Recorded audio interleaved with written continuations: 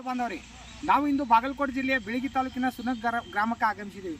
ಇಲ್ಲಿ ನಮ್ಮ ರೈತ ಬಾಂಧವರು ತಮ್ಮ ಈರುಳ್ಳಿ ಬೆಳೆಯಲ್ಲಿ ನಮ್ಮ ಧನುಕಾ ಕಂಪನಿಯ ಮೈಕೋರ್ ಸೂಪರ್ ಅನ್ನೋ ಜೈವಿಕ ಗೊಬ್ಬರನ ಉಪಯೋಗ ಮಾಡಿದ್ದಾರೆ.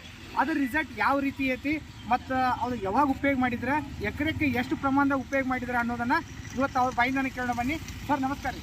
ಸರ್, ನಿಮ್ಮ ಹೆಸರು ರೀ? ಸಾಮಾನ್ಯ ಬುಧಾತ್ರ. ಓಕೆ, ನೀವು ಸರ್ ಈ ನಮ್ಮದು ಧನುಕಾ ಕಂಪ್ನಿದು ಗೊಬ್ಬರ ಉಪಯೋಗಿಸಿದ್ರಲ್ಲ, ಅದ್ರ ಬಗ್ಗೆ ಒಂದಷ್ಟು ನಮಗೆ ಮಾಹಿತಿ ಹೇಳಬೇಕಾಗಿತ್ತು. ನಿಮ್ಮ ಹೆಸರು, ಊರು ಹೇಳಿ, ಅಂದ್ರೆ ಅದ್ರ ಬಗ್ಗೆ ನೀವು ಏನು ಅನಿಸ್ತಾ ಅನ್ನೋದನ್ನ ಹೇಳ್ಬೇಕು ಸರ್.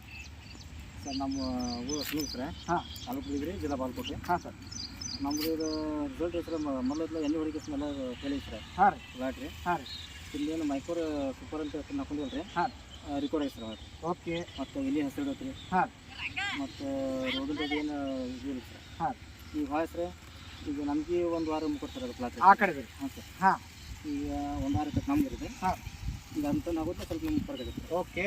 ಹಾಗಿದ್ರೆ ರೈತರ ಇವ್ರು ಹೇಳೋ ಪ್ರಕಾರ ಇವ್ರು ಏನಂತಾರೆ, ಈ ಕಡೆ ಹೊಲ ಒಂದು 8 ದಿವಸ ಲೇಟ್ ಆಗೈತಿ, ಇದು 2 ದಿವಸ ಮುಂಚೆ ಬಿತ್ತಿದ್ದಾರೆ.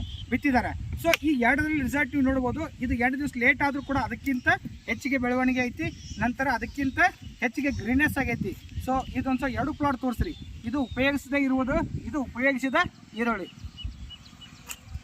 ಸೊ ಅದೇ ಒಂದು ವಿಷಯ ಹೇಳ್ಬೇಕೇನಂದಪ್ಪ, 1 ಎಕರೆಗೆ ನೀವು 4 kg ಪ್ರಮಾಣದಲ್ಲಿ ಈರುಳ್ಳಿ ಬೆಳೆಗೆ ಈ ನಮ್ಮ ಮೈಕೋರ್ ಸೂಪರನ್ನು ಉಪಯೋಗಿಸಿ ನಿಮ್ಮ ಬೆಳೆಯನ್ನು ಸದೃಢವಾಗಿ ಬೆಳೆಸಿ ಅಂತ ಹೇಳ್ತೇನೆ. ಹೆಚ್ಚಿನ ಉತ್ಪಾದನೆಯನ್ನು ತೊಗೋಬೋದು ಅಂತ ಹೇಳ್ತೀನಿ ಸರ್. ಥ್ಯಾಂಕ್ ಯು ಸರ್, ಧನ್ಯವಾದಗಳು.